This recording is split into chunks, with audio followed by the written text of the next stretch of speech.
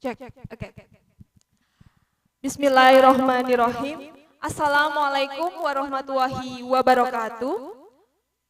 Shalom, Om Swastiastu, Namo Buddhaya, Salam Kebajikan, Rahayu. Good morning, ladies and gentlemen. Welcome to the Director of Sekolah Tinggi Ilmu Ekonomi, or STIE, AMA Salatiga, Mr. Joko Pramono, SEMM, AKTCA, the Dean of the Faculty of Business, Economics, and Accountancy, University of Malaysia Sabah, the Deputy Director in the Academic Affairs, Mr. Triwidodo, SEMM, the speaker of this seminar, Dr. Oscar Dausin of the University of Malaysia Sabah, the moderator, Mr. Yanuar Suryaputra, SEMM, all the invited guests, and all participants in the Zoom meeting as well as on the YouTube channel. I hope you are all having a blessed day. Let's thank to God, the Almighty, Allah Subhanahu wa Ta'ala, so that today we have the opportunity to join this seminar. My name is Ambar Istiani, acting as your Master of Ceremony. Welcome to our international seminar in the 38th Dies Natalis of Sekolah Tinggi Ilmu Ekonomi AMA Salatiga with the topic Post-COVID Crisis and Organizational Cultural Shift. This seminar will be in trilingual, so we can speak in Bahasa Indonesia, Bahasa Malaysia, and Bahasa Inggris or English. Please allow me to read the schedule of today's seminar. The first one will be the opening. It will be around 15 minutes. And then the second one will be the presentation by Dr. Oscar Dausin, and it will be for about 45 minutes, and then followed by discussion for about 45 minutes, and then the last one is closing. Before we begin, let's pray together in the hope that this seminar will run smoothly. Let's pray.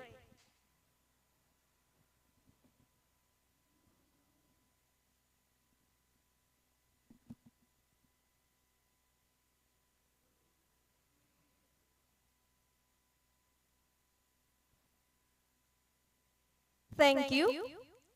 And now, let's listen to Indonesian National Anthem, Indonesia Raya, and March of STIE AMA Salatiga.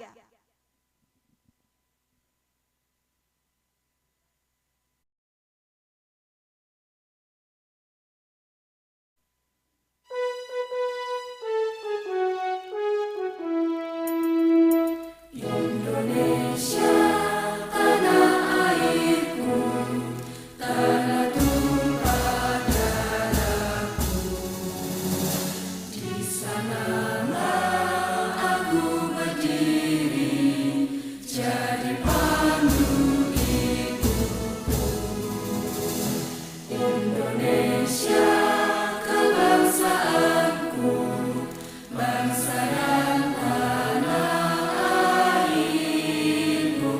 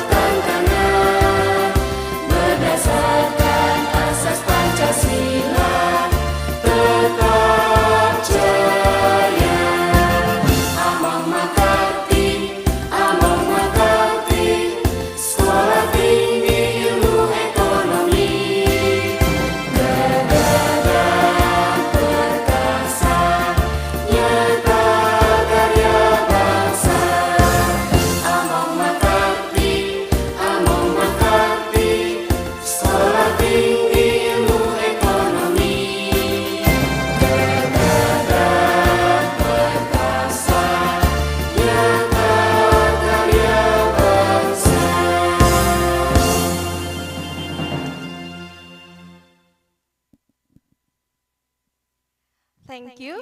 And now I would like to invite Mr. Triwidodo, the Deputy Director in the Academic Affairs, that will deliver the opening speech. Mr. Triwidodo, the floor is yours.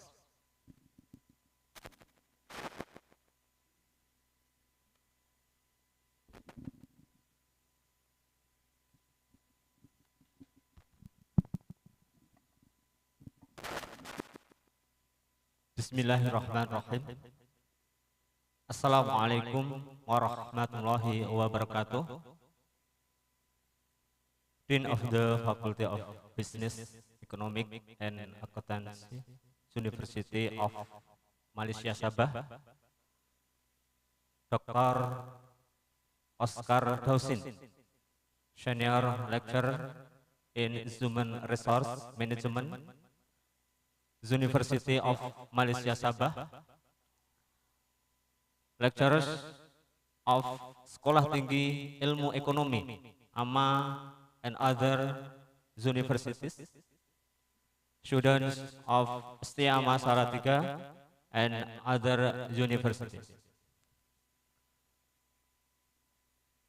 Let us express our gratitude to Allah, because with Allah's grace and guidance, we are still given health, strength, and passion in living this life.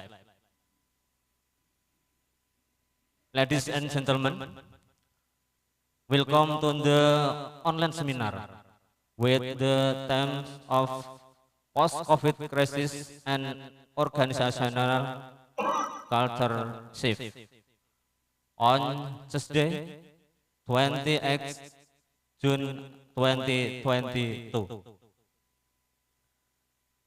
This event, which is held to celebrate the 38th years NATALIS of STIE, is one of the implementation of the collaboration between Sekolah Tinggi Ilmu Ekonomi AMA and the University of Malaysia Sabah.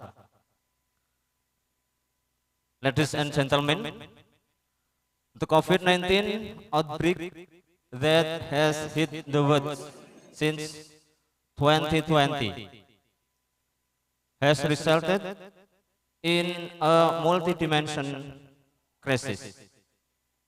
The impact is not only on the world of health, but also on the order of people's lives, including in the governance of business organizations. The need to wear masks and avoid crowds has resulted in change in the behavior in people's lives. For instance, previously people were used to walking from the office, but now some feel more comfortable walking from home. This way has become one of the solutions to keep the company's activities running. Through this seminar, we hope to reflect on the change after the COVID-19 crisis. I would like to express my deep gratitude to the Faculty of Business and Economics, University of Malaysia Sabah, particularly to Dr. Oscar Dausin, who is willing to share this issue. Hopefully, this event will increase our knowledge. Thanks also to all participants who have joined. Thank you. Wassalamualaikum warahmatullahi wabarakatuh.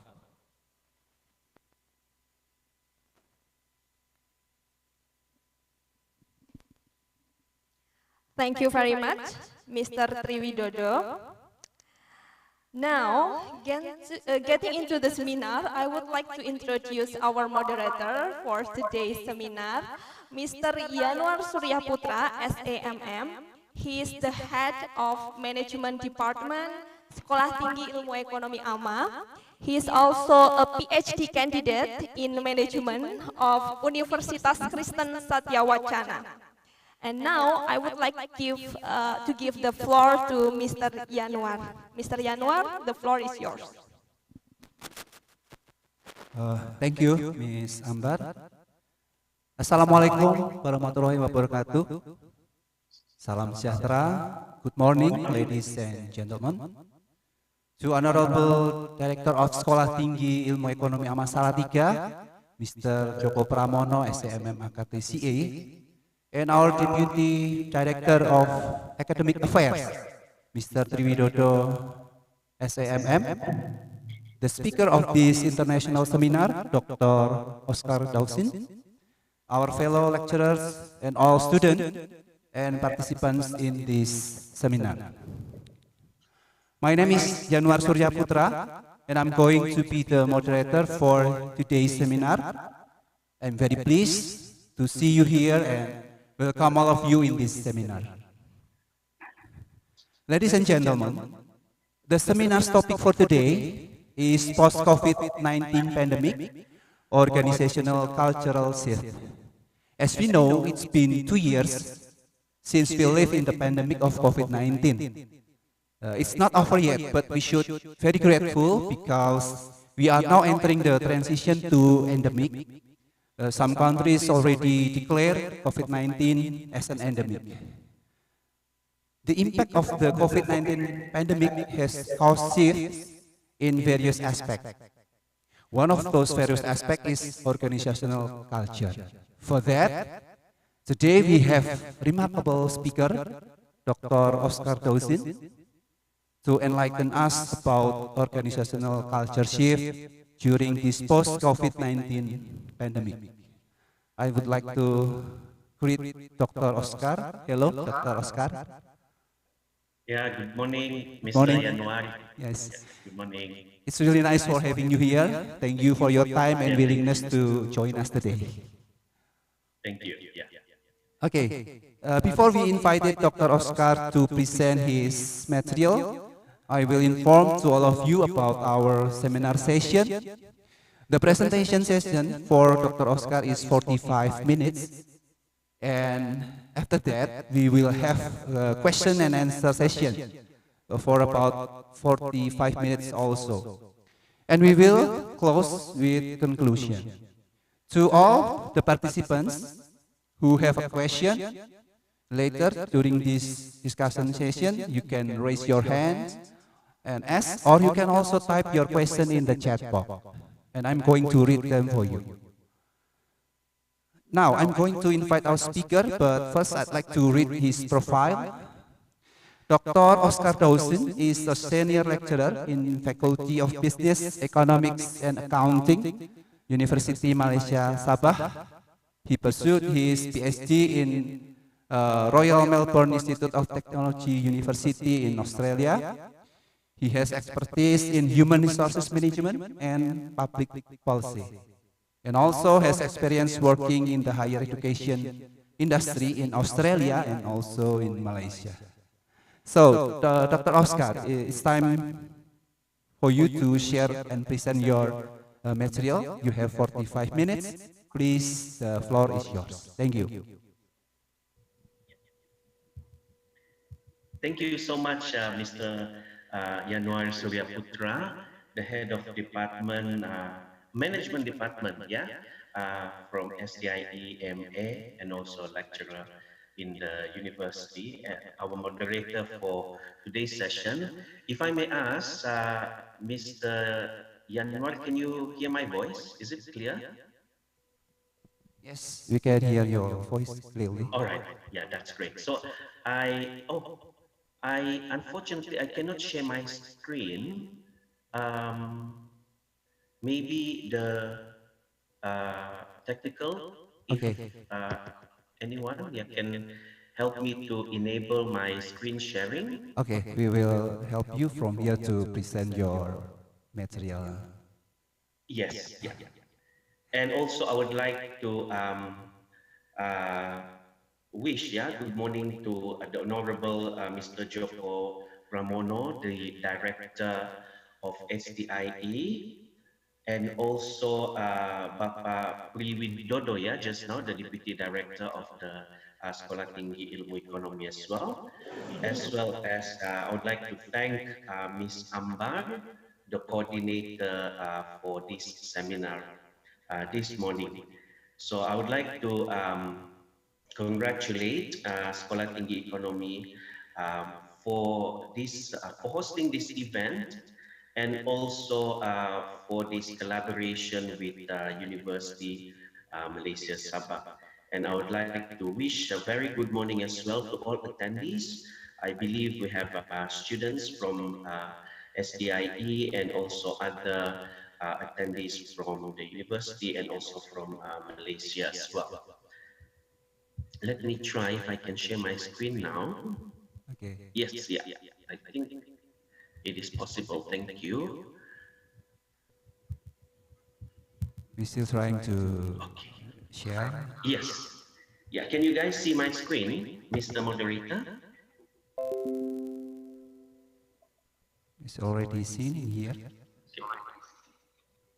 Okay, so you can see my screen, yeah? I can see your screen, yes.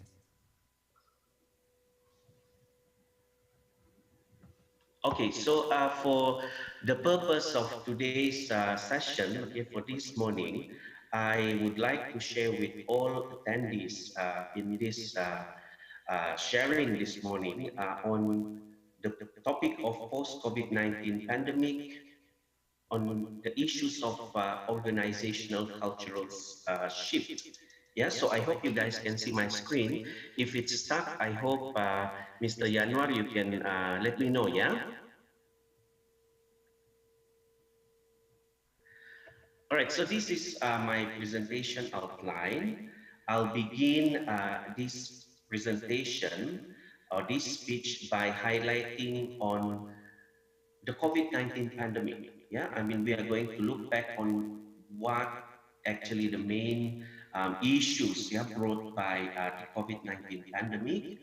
And then we are going to look into, on the second session, we are going to look into how does this COVID-19 pandemic influences organizational culture. And now we are in the post-COVID-19 as Bapak Pri Widodo and also Mr. Yanwar mentioned just now. Okay, some countries are reopening. Okay, but what does it mean? Yeah, in a world post-COVID-19, what is actually safe reopening? What are the strategies? We're going to look into that as well. And then in the final session, I will basically discuss or highlight on some of the trends, yeah, in the organizational culture.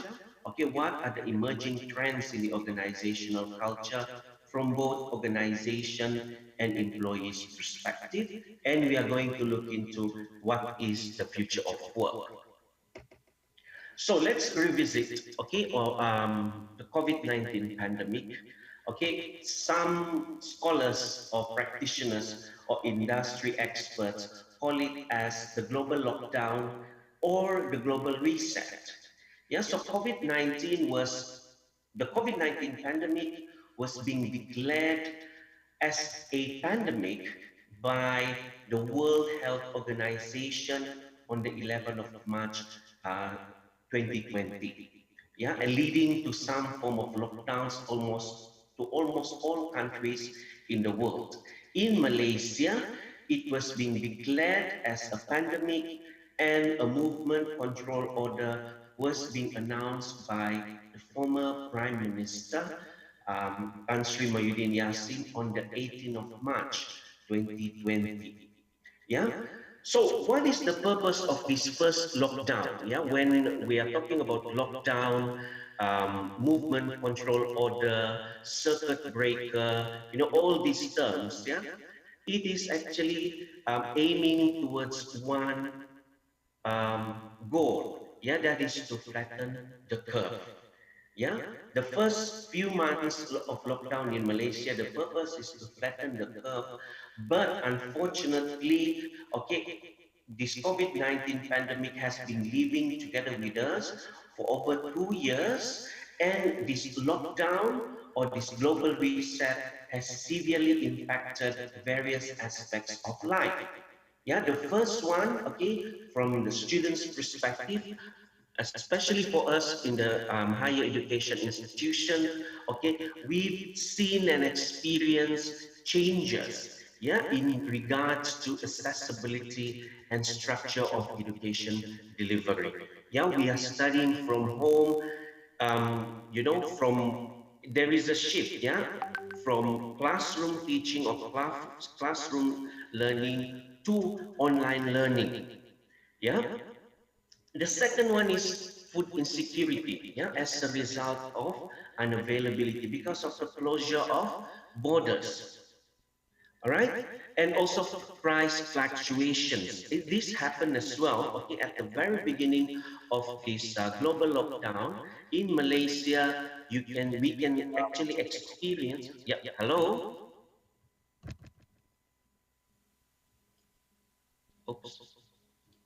Yeah, any issues? Oh, there's no issue. Yeah, sorry. All good. Yeah, okay. Yeah, so price fluctuation, it happens, okay, we can see the drop of the petrol price during the first wave of the pandemic, and it leads to now we can actually feel the global economic depression. Yeah, globally, we are going to experience this global economic depression as a result of this COVID-19 pandemic. But at an employee level, yeah, in all organization, besides all this macro aspect of the impact of COVID-19 pandemic, we also have seen and experienced the issues of mental health, well-being in the workplace, especially with the constant and continuous lockdown and reopening in the past 2 years, okay, which has impacted our quality of life. Yeah.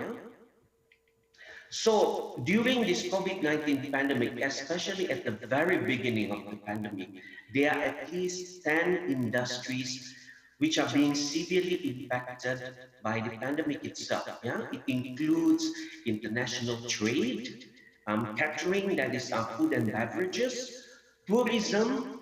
Okay, the tourism sector in Malaysia, for an example, in the year 2020, the former Prime Minister launched the Visit Malaysia 2020 campaign, but it was being greatly damaged by the pandemic.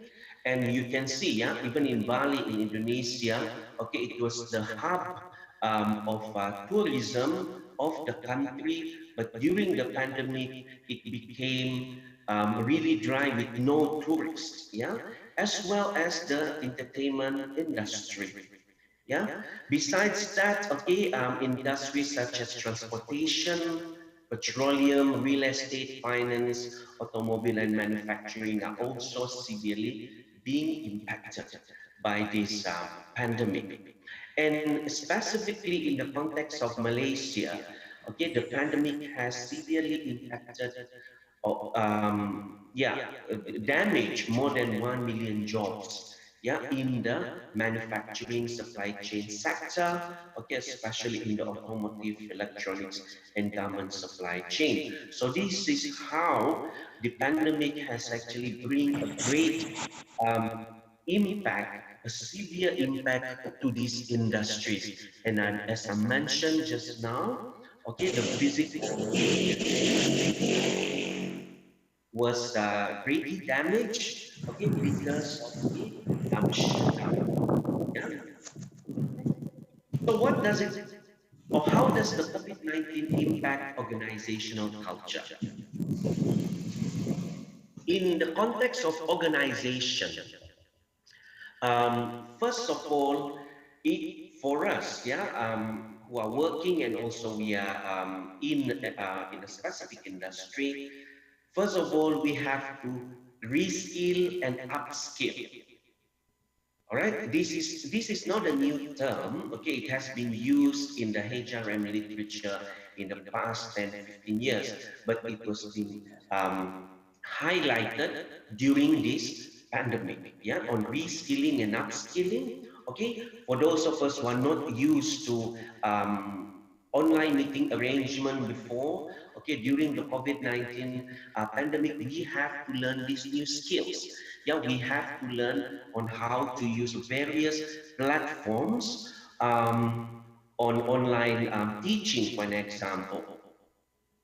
Secondly, travel restriction. Yeah, so due to the closure of border, okay, in almost all countries in the world, it started in Europe. It started in China, and then in Europe, in America, and then it has severely impacted Southeast Asia. So travel restriction is another issues. Therefore, we cannot actually bring, yeah, some of the experts from overseas if we have an intention for them to work in our country during the COVID-19 pandemic due to the travel restriction. Yeah. Thirdly, labor shortages. Yeah, due to the closure of businesses. Okay, for an example, in Malaysia, the only sectors or industry which were allowed being open are those industry which actually related to the necessity of the people. Therefore, most industries are being closed. It leads to labor shortages. And then fourthly, as what we have experienced over the past 2.5 years, is the working from home and work-life conflict. Yeah, when the COVID started, when this COVID-19 pandemic started, and then we were forced to work in isolation, yeah, at home. Most of us feel that, oh, this is the best time for us to take a break from office work. Yeah, and we are expected, I mean, especially myself and some of my colleagues, we expect that, okay, this is not going to be long. Yeah, because the main purpose of this lockdown is to flatten the curve. So once the curve is being flattened due to this travel restriction, people are not moving around, the virus will be gone. But after 2.5 years, um, in the pandemic, working from home became or has increases work-life conflict among most of us. Yeah, because we now realize that by working from home, we are not only have to balance our professional life, but we also have our personal life at home. Yeah, we have to deal with our kids, household duties and stuff like that. So these are the four main impact of the pandemic to organizational culture. All right. Now, as what being highlighted earlier, okay, now we are talking about world post COVID-19. What does it mean? Yeah, in even Elon Musk, yeah, few weeks ago, he did mention that, he's calling back all his employees to work in office. Yeah, because he said, I mean, working from home is no longer applicable. And this is in literatures or in industry paper and stuff like that. There is this term which we call as safe reopening. So what does it mean? Yeah, by safe reopening. Yeah, so in the world post COVID-19, yeah, hybrid work environment, okay, is seen to be the first step back to the old norms. Yeah, let me share with everyone. Yeah, in my workplace, for an example, in University Malaysia Sabah, yeah, when we first started, yeah, I mean this transition, yeah, from a pandemic to an endemic, yeah, by applying this concept of safe reopening, we don't actually force our staff to be back in the office 100%. We did it batch by batch. So first, when we first started this reopening, we start with 20% of working from office. Yeah, we only have to spend about 20%. Yeah, and then it increases to 50%. Okay, after a few months, when we can see the trends of the infection is lowering down or it is decreasing, then we increases from 20 to 50 to 80, and now we are 100% back in office. Yeah, but we also have to take into consideration that if any of us, yeah, being infected by the virus, first of all, okay, we have to report this uh, this issue to the top management of the faculty, and we have to work from home for about 7 days. Yeah. So that is how, I mean, the strategy in my university especially is doing in relation to safe reopening. Yeah, because most employees, yeah, when we are talking about the world post COVID-19, most of us, we are concerned with our safety and well-being. Yeah, because we know that these COVID-19 viruses are still exist, okay, they are still here, okay, and we as an employee, as a human being, we have to learn to live with it. Yeah. So therefore, okay, when we are strategizing and also we are developing strategies, yeah, on safe reopening, we have to prioritize employees' well-being and their safety. Yeah. So this is some of the examples which I can share with everyone this morning. Yeah, on how actually Malaysia is transitioning from pandemic to endemic. Okay, we have several phases. One of the earliest is actually to is the government, yeah, the role of the government from the Ministry of Health, okay, when they announced these three key requirements to reopening safely. Yeah, the first one is to sustain control of the virus, and we need to ensure sustain protection of vulnerable groups by increasing the vaccination effort from the government. Okay, that happens last year, and also to develop and continuously improve, yeah, a strong health system to treat those who get severe infection. The ICUs, wards, okay, all these doctors, trained doctors, they need to be in the system. Yeah. So that is from the government, from a macro level.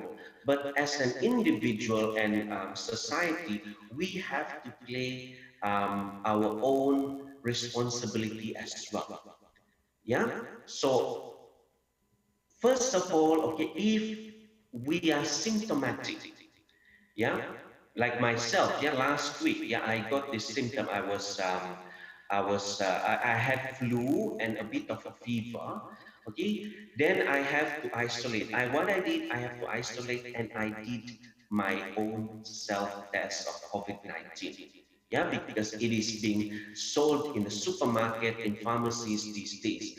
And in Malaysia, the ceiling price is around 5 ringgit 90 cent. So it is affordable.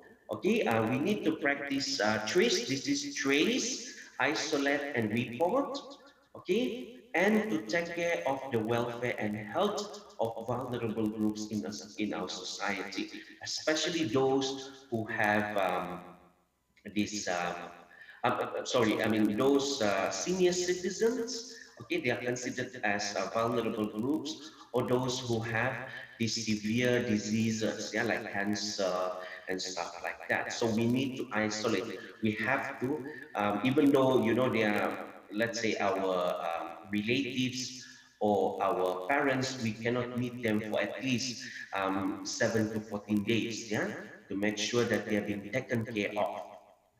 And then, okay, this year, okay, from the 1st of April, okay, this is again another phase, yeah, being um, proposed by the Malaysian government. Yes. It was being highlighted here, face mask is still taking into effect, okay, and we have to check in with our My Sejahtera, okay, and in Indonesia, I believe that you guys have this My Sejahtera check-in, but you got if I'm not mistaken, you guys call it as something prihatin, and then you can see here, I mean, some of the SOPs being abolished and allowed from the 1st of April. So this is how in Malaysia we are moving towards this endemic situation of the COVID-19 pandemic. Yeah, on ensuring the reopening or safe reopening of the country. And then, okay, of course, yeah, from the 1st of June, there is a changes as well, but I did not include in this slide.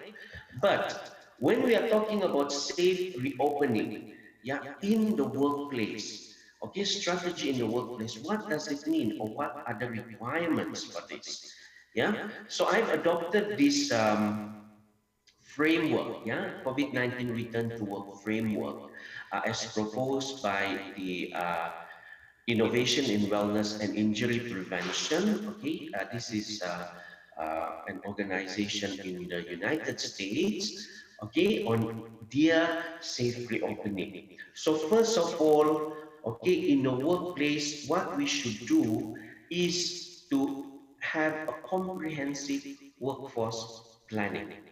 Yeah, on feasibility, pandemic preparedness, okay, and also to give employees support and to constantly communicate with our employees. Now, communication here doesn't mean that we need to have a face-to-face communication, but just by being transparent of, to our employees and also to highlight on the changes, yeah, on our practices in the workplace, that is considered as important. Yeah, physical environment, okay, in the office, okay, we need to do constant audit, okay, space planning, especially these days we are talking about physical distancing. Even in our university, even though we allow 100%, yeah, of working in office, but during meetings, for an example, we are still encouraged to conduct online meetings, okay, to reduce, yeah, this face-to-face meetings, flighting, workplace precaution. Now, this is important as well, and also deep cleaning. Yeah, we cannot ask our employees to go back to office if we don't deep clean the office constantly. Yeah, and active monitoring. Okay, this is again another important strategy to be highlighted on testing and screening as well as contact tracing. This is what we constantly do in the university. So just to share with everyone, the past 3 days is actually the 23rd grad convocation of University Malaysia Sabah. Yeah, and the academics and also the students are present. Okay, we are present during this graduation. But yeah, in order for us to comply with the safe reopening strategy, what the university did is that, okay, before we can enter the hall, yeah, we have to check our My Sejahtera in the gate. Yeah, I mean, at least outside the Chancellor Hall, the graduation hall. Yeah, so if you have any symptoms, okay, you have to do self-test before you can actually enter the graduation ceremony. Yeah, so that is how we do active monitoring. And also prevention and sustainability, that is the fourth strategy on vaccination and treatment. Okay, we have, I mean, in a world post-COVID-19, yeah, moving to this endemic phase, we need to trust the data and the sciences. Yeah, vaccine does works, okay? It will not prevent us from not getting the virus, but at least, yeah, it will reduce the severity of the virus if we are infected. Yeah, so we need to get vaccinated. In Malaysia, okay, we are now giving boosters, okay, and also second boosters to the vulnerable groups, especially those senior citizens, okay, and also we are implementing these vaccines for children 5 years and above. Yeah, it is now ongoing, sorry. So that is how we can actually prevent, yeah, this our workforce and also our community, yeah, from getting a serious and severe infection of the virus. Yeah, and besides that, there should be an ongoing monitoring and follow up as well. Now, finally, the final strategy as proposed by this organization is that on injury prevention and virtual safety. Okay, virtual training, we did that, okay, over the past 2.5 years. Everyone, undergoes, virtual training, okay, virtual learning, all right, virtual ergonomic evaluation. Okay, but what I would like to highlight here is actually on mental health and wellness of our staff in the workplace. Yeah. So it is best if we can develop an app, yeah, which is on mental health and wellness. But if we don't have that, okay, if you're not capable of developing this app, we need to ensure that we are be transparent to them, and we need to welcome them if they have any issues which they want to share in relation to um, well-being and mental health. All right. Now, when we are moving, or when we are transitioning, yeah, to the future of work, yeah, in a world post COVID-19, we can see that there is a shift, yeah, in relation to organizational culture. Yeah. So from an organization perspective, okay, the concept of leadership has changed. Yeah, in the past, okay, leadership, you can see they are mostly involved in developing goals, okay, strategy of the organization, the objectives and aims, as well as to communicate, yeah, this vision, mission, strategy, goals, aims, and objective. But in a world post COVID-19, the concept of leadership must include this promotion of workplace well-being by being an empathy leader to our employees. All right.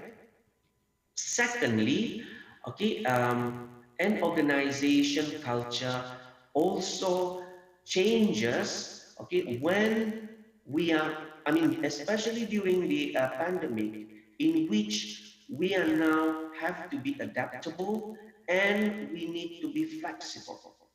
Yeah, if, during this endemic, this transition to endemic phase, yeah, there is another pandemic coming. Okay, we need to know how to, now we need to know how to adapt and to be flexible with the situation. Yeah, and the culture of learning in an organization these days emphasizes on lifelong learning. Yeah, skills which we have learned, yeah, on how to conduct online lecture, for an example. Okay, um, how to do assignments online. These are all in related to lifelong learning. Without we realize, okay, the pandemic has taught us or has instilled, yeah, this lifelong learning values in us. Yeah, and then the third one, okay, on learning and development during this pandemic and moving forward, we have realized that it is crucial for us to train local staff and to develop local HR leaders, or faculty academic leaders rather than relying from overseas. Yeah, because we have learned that during this lockdown, this border closure, whatnot, it is very difficult to move people from one places to another places. Yeah, and therefore we have to rethink. Yeah, that for us to recruit local staff and to develop them to become leaders is crucial. Yeah, so that if in any cases in the future, happen, okay, somewhat similar to this pandemic, okay, at least we have our talent on board with us. Yeah, and we don't have to rely to other talents. Yeah. From an employee perspectives, okay, I would like to highlight on what are the skills, yeah, demanded in the world post COVID-19.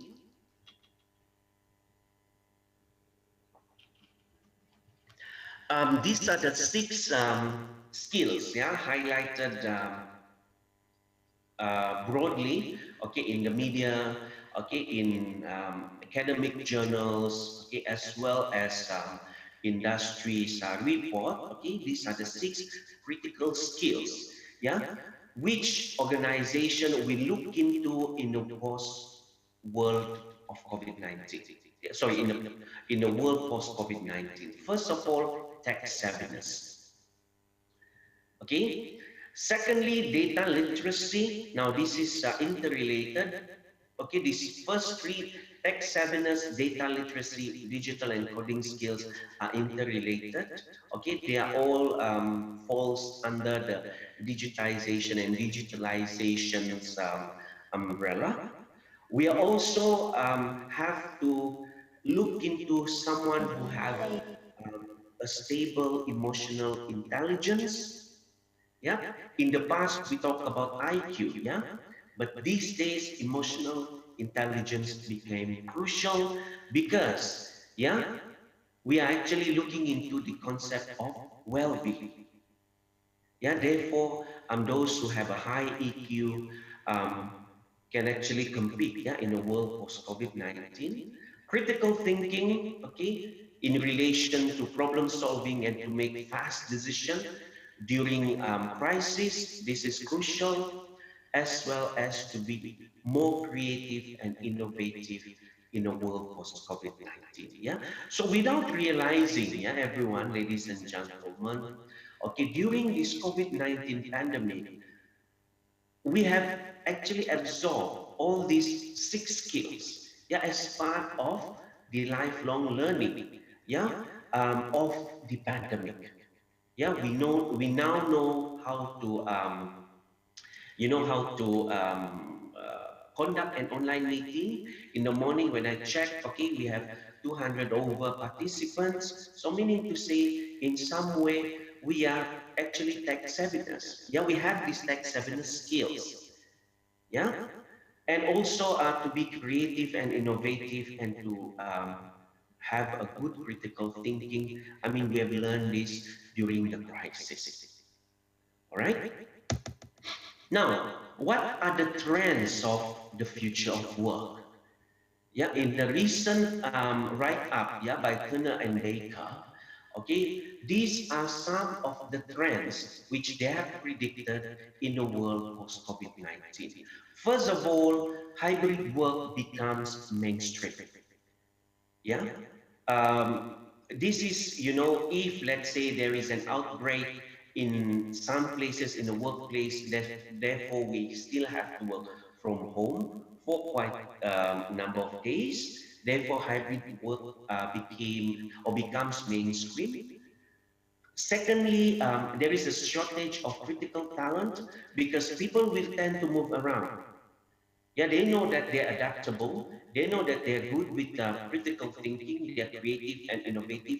Therefore, if they feel that this organization is not taking care of their well-being, their safety or whatnot, they will move around. And well-being will become the key or the center in the organization.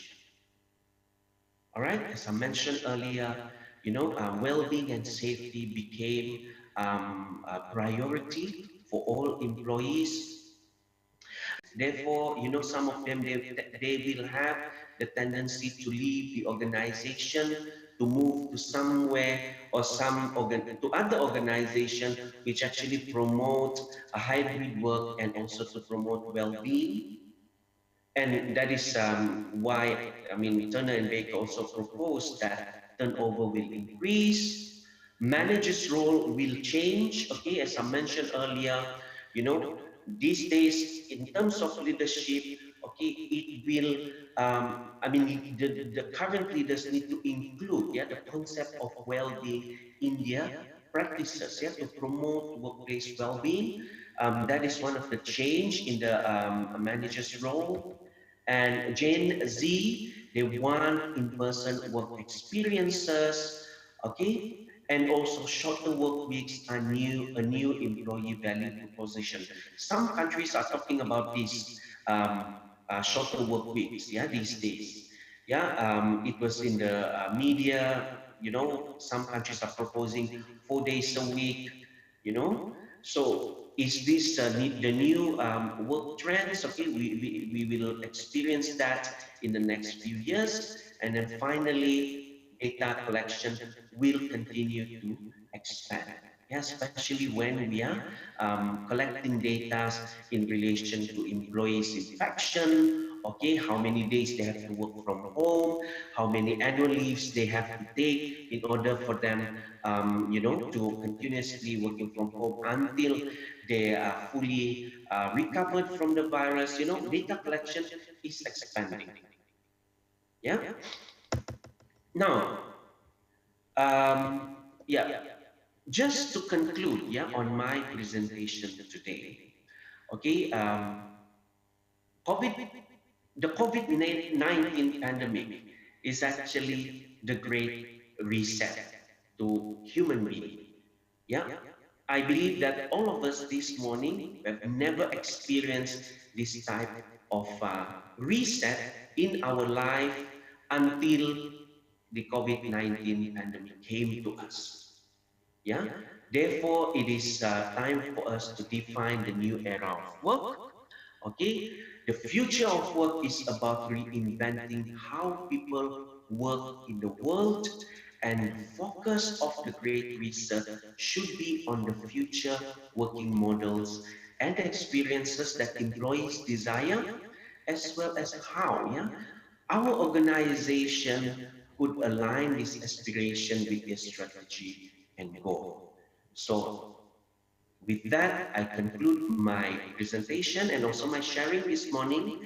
Thank you so much. And if you guys have any questions or feedback, as what Mr. Yanwar mentioned just now, we have another 1 hour. Yeah. So I hope I am on time, Mr. Yanwar, or did I go over? Did I go more than 45 Oh minutes? no, we still have 5 minutes Okay, that's to good. 45 minutes. Okay, thank you very much, Dr. Oscar Dawson, for giving us a new insight and interesting explanation about organizational cultural shift in post-COVID-19 pandemic. Now it's time for question and answer session. I would like to have 3 questions first from all the participants. You can ask or write your question in bahasa, it's okay, in bahasa Indonesia or in English, it's okay. I will help you to read the questions. Okay, is there any questions?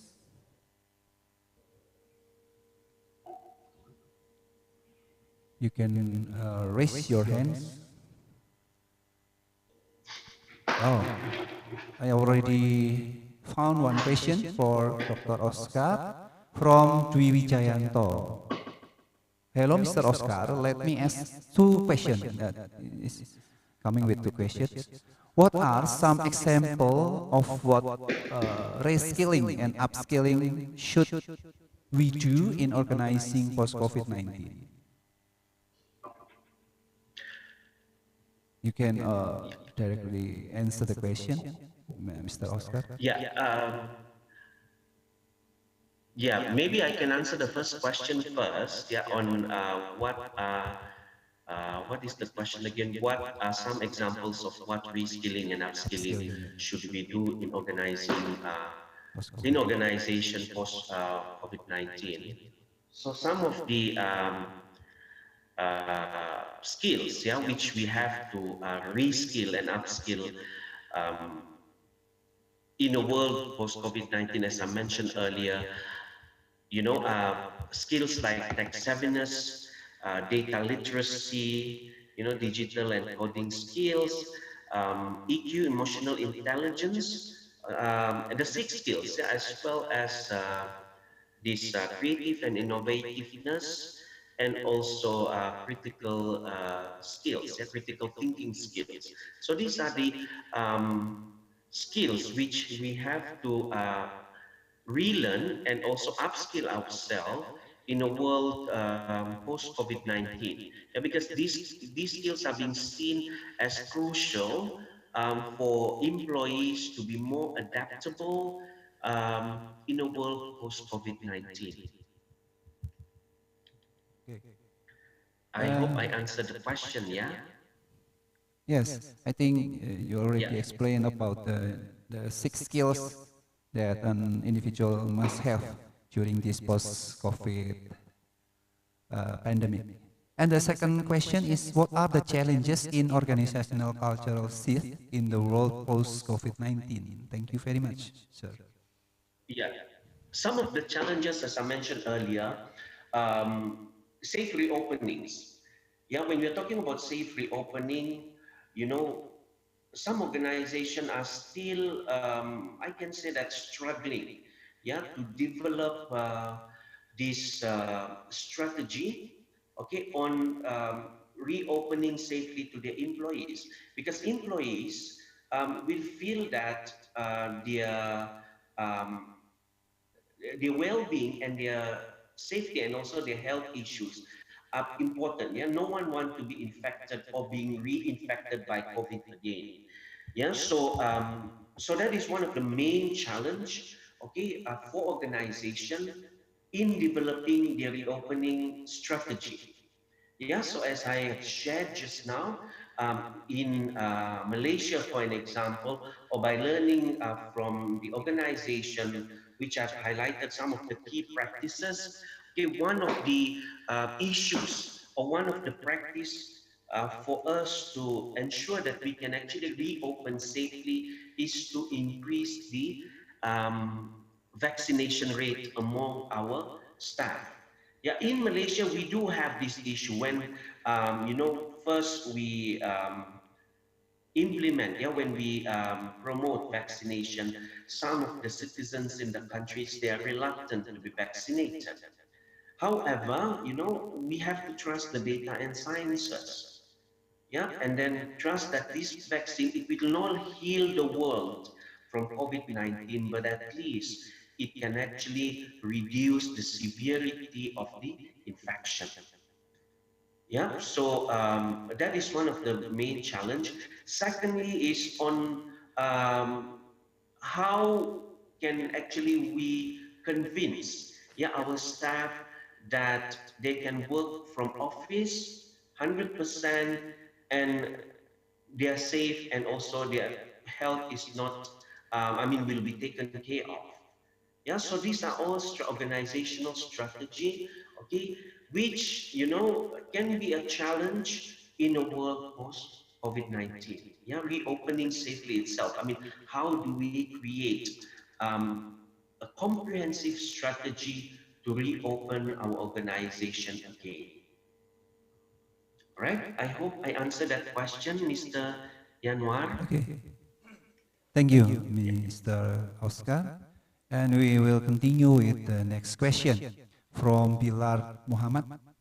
We know very well how COVID changed our behavior, not only us, but also the government and everything, which is to have healthy lifestyle in home or work, just like in organization. The question is how far the culture shift will be changed by the end of 2030? Is it will be so different or will have slowly phase? And if it changes a lot, can it affect a lot of people like baby boomer generation or older people who can adapt in that change? That's the question. Yeah, very interesting question. Yeah, I mean, to predict the next 8 years, yeah, to 2030. Yeah, I mean, what are the changes which we can expect? Yeah, well, let's put it this way. Yeah, this COVID, okay, this virus will be here. Yeah, at least for a number of years. Yeah, because we simply cannot demolish this virus just like that. Yeah, because it became, a pandemic.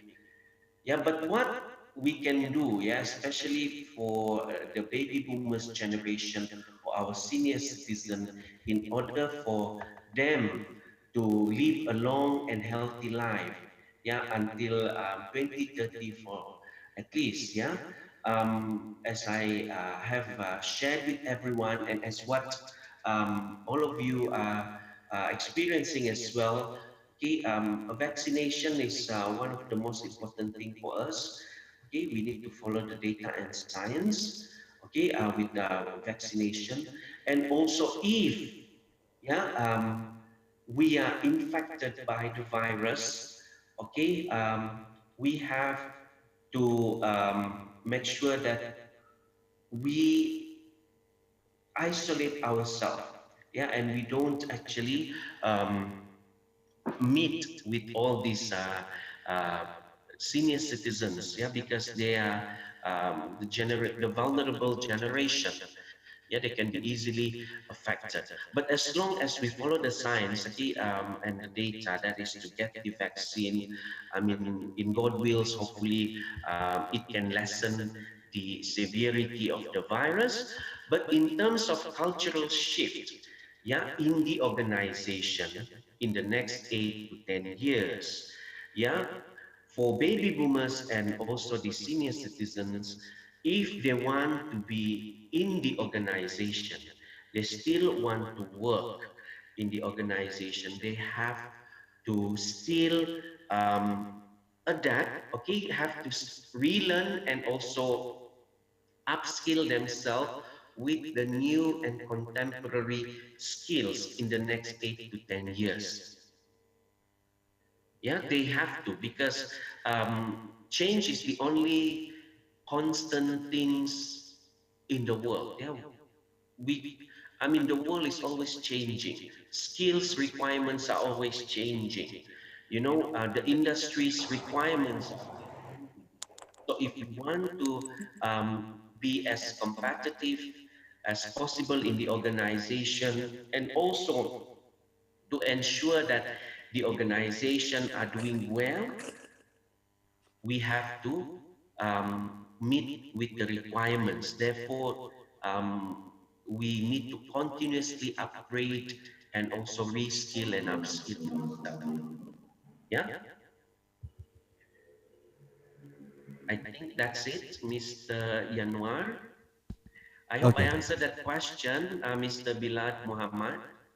So the adaptation is not an option; it's a must, right, Dr. Oscar? Yes, it is a must. We That's have true. we Yeah. have no option to adapt or no, but we should to adapt. Yes. That is so true. Okay. Yeah, we have to adapt. Yeah. Okay. Thank you very much, Dr. Oscar.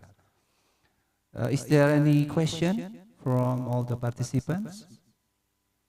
I got one from YouTube.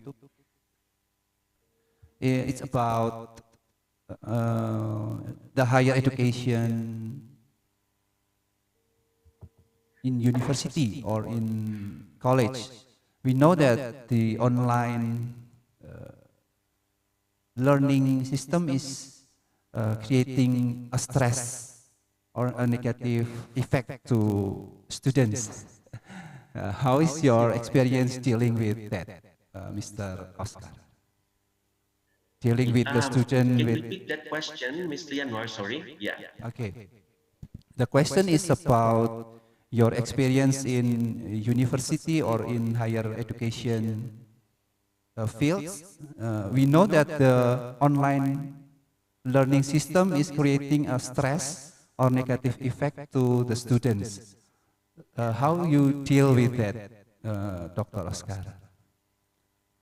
Okay, all right, yeah. Very, I mean, again, this is um, an issue being raised from an experience. Yeah, I mean, I believe whoever asked the question, they have the experience. Yes, it is stressful. Let me start with that. You know, online teaching is not easy, especially at the very beginning of the pandemic. Yeah.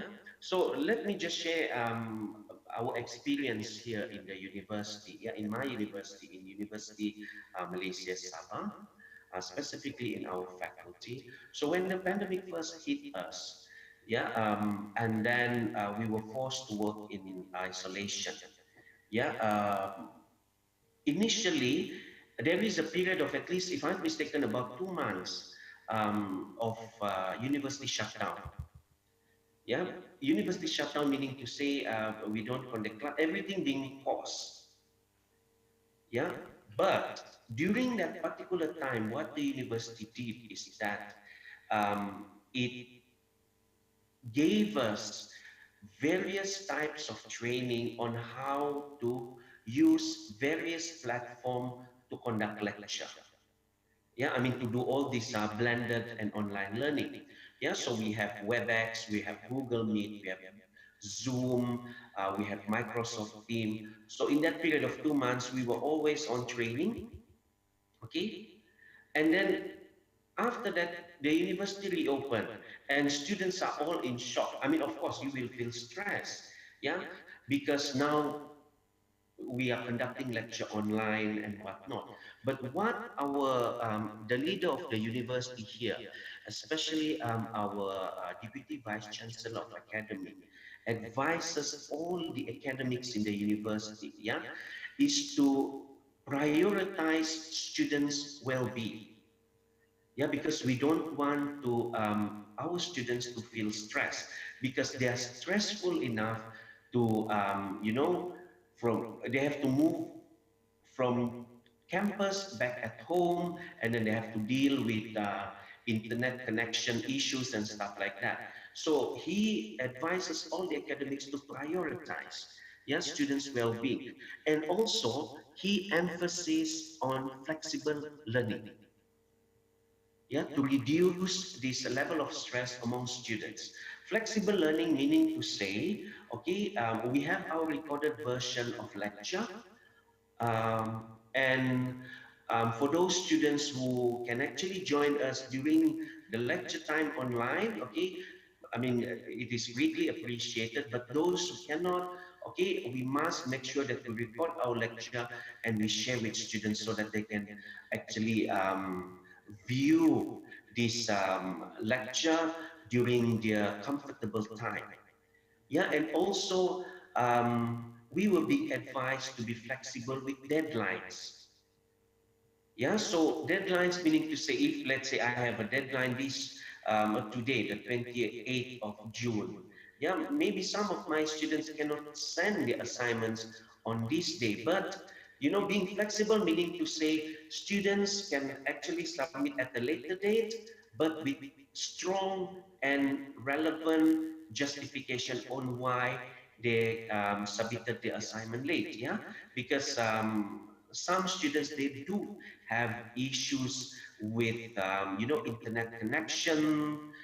They're living in rural areas, they don't have internet connections or whatnot. So these are some of the strategies the university are doing, okay, to lessen the burden of the students, to lessen their stress level, at the same time to improve their or sustain their well-being. Yep. So that is how the university is dealing with it, and from the support given to the staff, yeah, to the academic staff in the university. Okay, we are given tutors, okay, to assist us with tutorials. Okay, and in addition to that, Okay, the university are providing us with various platform of teaching, so we don't really have to stick with one. Okay, we have several, such as Microsoft Teams, Google Meet, WebEx, this Zoom, anything, yeah, so that lecturers will feel, academics will feel comfortable as well in their teaching approach. Yeah, so these are some of the strategy, yeah, being implemented by at least our university. But I know, I do agree with whoever asked the question that it is stressful. Yeah, at the very beginning, it is very stressful. As an academic, we can really feel the stress and pressure as well because we have no experience in dealing with this online and blended learning, especially during the pandemic. Yeah, I myself, for an example, when the pandemic first starts, yeah, and then we were asked to work from home. Some of my books I left in office, and we cannot go back to office just to get my books. We have to apply for permission from the dean of the faculty, and it will be sent to the human resource department of the university, just to give us the permission, and we have to provide strong justification on why we need to go back to office for that particular day, just to take our book. Yeah, so it is stressful. I can understand that, but as an organization, as an academic, I mean, we have to develop strategies which prioritize the well-being not only from, well-being of our students, but also our academic in the university. Yeah. So I hope I answered that question to whoever asked the question from YouTube. Thank you. Okay, thank you, Dr. Oscar. Yeah. We have one more questions from Trianto. Permission to ask, Dr. Oscar. Do you think everyone in a country can afford to start looking for work? Because many can get up because of the COVID outbreak. And will the current work culture help workers find work during this pandemic or vice versa? I think it's Yeah. related with the high turnover that you already explained. Many employees Yes. lost their jobs. Okay, thank you. Yeah, thank you, Mr. Yanuar, and also thank you to Mr. Trianto for that question. Yeah, on whether we can start looking for work. Yeah, I believe that if you are looking for a job, yeah, and if you are confident that you have all the comprehensive skills needed for a particular job, then do apply. Yeah, because some sectors, especially like the hotel and service sectors these days, are looking for employees. Yeah, of course they are calling back their former employees, but some of these former employees, they may have joined other organization. Yeah, and the job market is reopening. Okay, even though there is a concern, on whether there will be another outbreak or whatnot, but I would advise everyone, okay, especially students and also students who are going to graduate in this forum this morning, if you are looking for a job and you feel that you have the capacity for that position, and do apply. Yeah, and also the second part of the question is that will the current work culture help workers find work during this pandemic or vice versa? Well, of course, the culture, the organizational culture, there is a shift, yeah, in the organizational culture. Okay, and also there are new skills required, yeah, for a certain job position. Yeah, but my advice is, when you are applying for this position, make sure you highlight what are the skills that you have learned during the pandemic. Yeah, that you have, values, or some of the changes in relation to your values or skills, you need to highlight that. because this as what we have discussed just now. I mean, the world is constantly changing, skills requirement are constantly changing, and what the industry is looking for, I mean, in a candidate is that someone who can actually adapt with these changes, and also to be willing to learn new set of skills for the future. All right.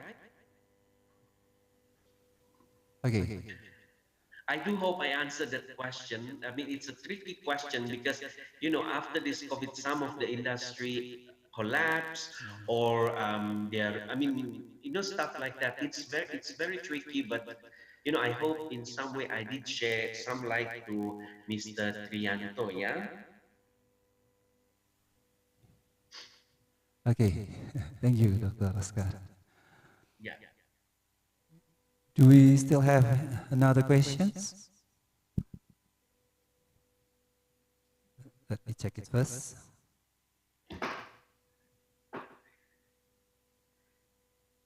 Okay, I think the discussion, the question and answer session is end now. So, ladies and gentlemen, finally we've come to the end of this seminar. Thank you very much for Dr. Oscar Belsin for giving us a new insight about cultural shift. Before I close the seminar, I'd like to draw a conclusion from what the speaker, Dr. Oscar, said about the cultural shift. So this COVID-19 pandemic is forced us to change. So we don't have any option. We have to adapt with the new things, with the new rules, and it must be balanced between organizational and individual. So in the term of organizational, safe opening strategy can be similar in one country to another. But the fact that it depends on the individual awareness and responsibility to take care more of his health and welfare and well-being also. So this organizational culture shift is changed a lot in the leadership skill. Yeah, empathy to our employees is needed right now, and we are becoming more adaptable to this situation because we never know the pandemic is come again in the next few years or no. So we have to be more adaptable, and the new skill is needed for every one of us, specifically for the employee, and it's a lifelong learning. So we have to realize that this process is a lifelong learning, so we need to train local staff and leader instead of overseas staff. And the trend for the future, we already explained by Dr. Oscar that the new sixth skill is needed for all employees to adapt with this post-COVID pandemic. Tech savviness, data literacy, digital encoding, the stable emotional intelligence, critical thinking, and creative and innovations.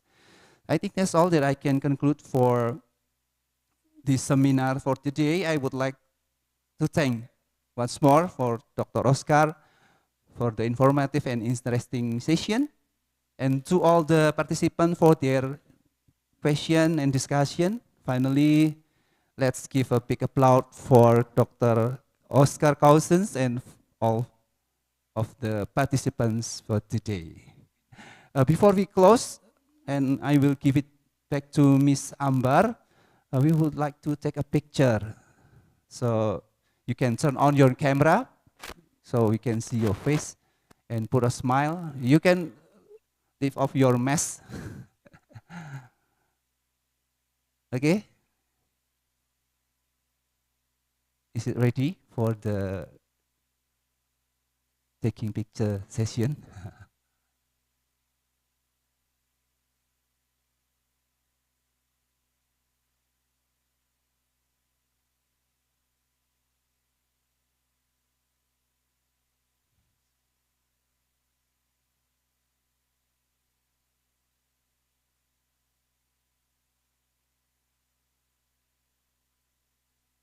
Is it done already, the picture session?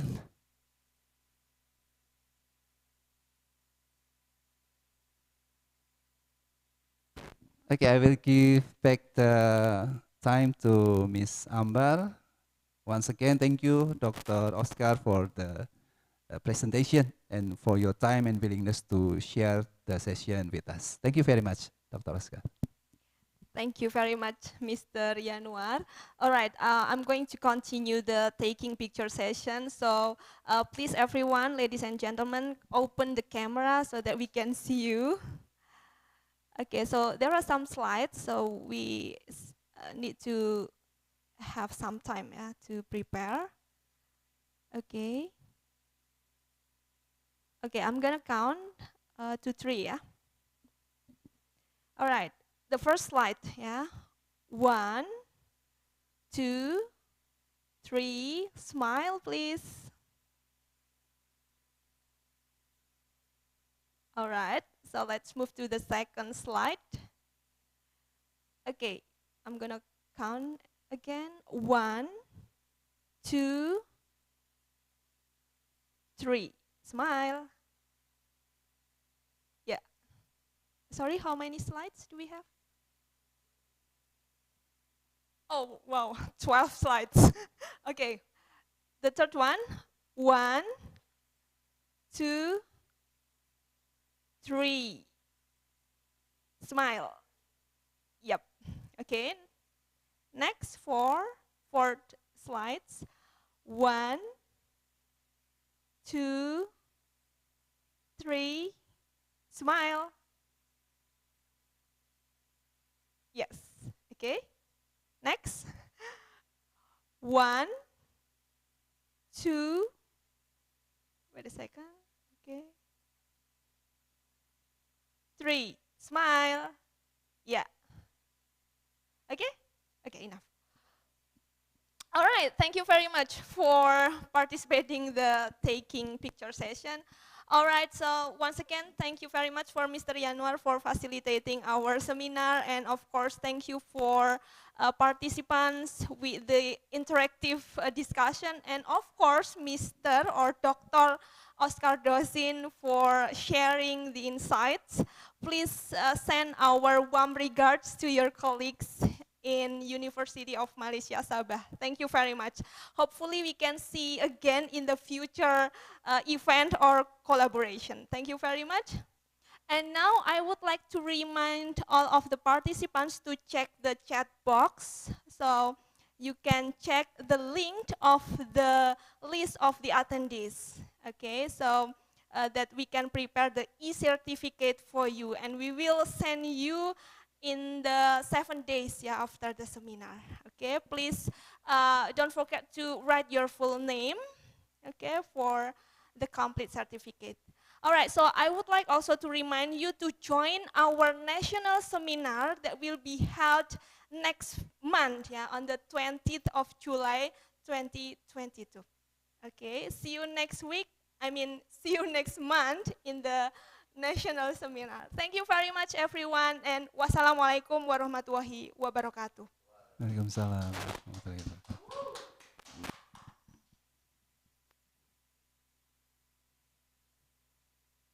Thank you, Dr. Oscar.